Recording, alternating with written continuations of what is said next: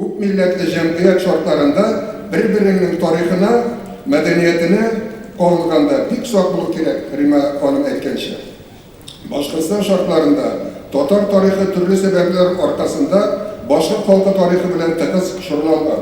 Shunga ko'ra bu ikki xalqning tarixini faqat fan ko'zlagidan qarab muhim. Bir xalqning tarixini buzib ko'rsatasiz ekan, avtomatik ravishda ikkinchi xalqning tarixi buziladi. Bir xalqning tarixiy hisobini ikkinchi xalqning tarixini boyitib bo'lmaydi, buzib qina bo'ladi. Boshqirdistondagi bu ikki xalqning tarixini fanniy tugul, ideologik ko'zlikdan chiqib qarov praktikasi ko'pdan keldi.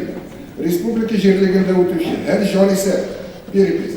Olimlarning, jamoatchiliklarning, respublikaning davlat ma'lumot choralari osha Boshqirdistonning kunbatishida yashovchi tatar tilli xalqni, tatarlarning boshqirdligini isbotlov bilan boradi. Buni to'xtatishga kerak. Bu yo'nalishda migratsiya O'zbekistondagi tarixiy shaxslarga topshiruvlari jimriga shish olib boradi. Davlat oqshasida yashab keluvchi bu programma otma sayin bir kishining zamonaviy erishimlarining birgina yoqqa qo'yilishi propagandistik pozitsiyalari yondiriladi.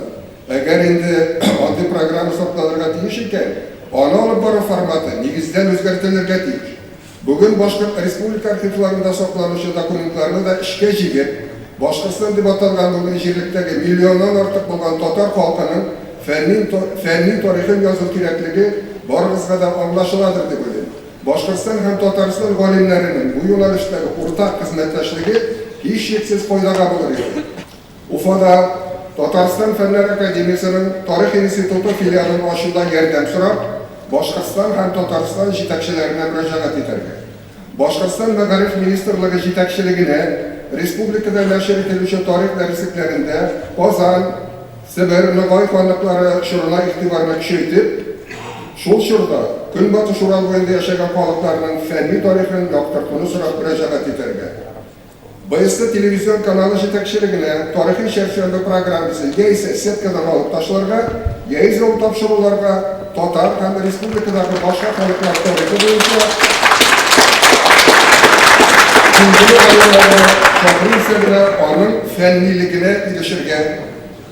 Tatar tili bilan boshqa tilining yoqimligi shu vaqtda tilini bilmagan bolalarga ikkinchi yoqim tilda o'qituvning ona tilini o'rganishga ziyon keltirganligi hisobga olib, Tatar tili o'qitilgan maktablarda boshqa tilni majburiy o'qituvni keraksiz deb to'g'ri to'g'ri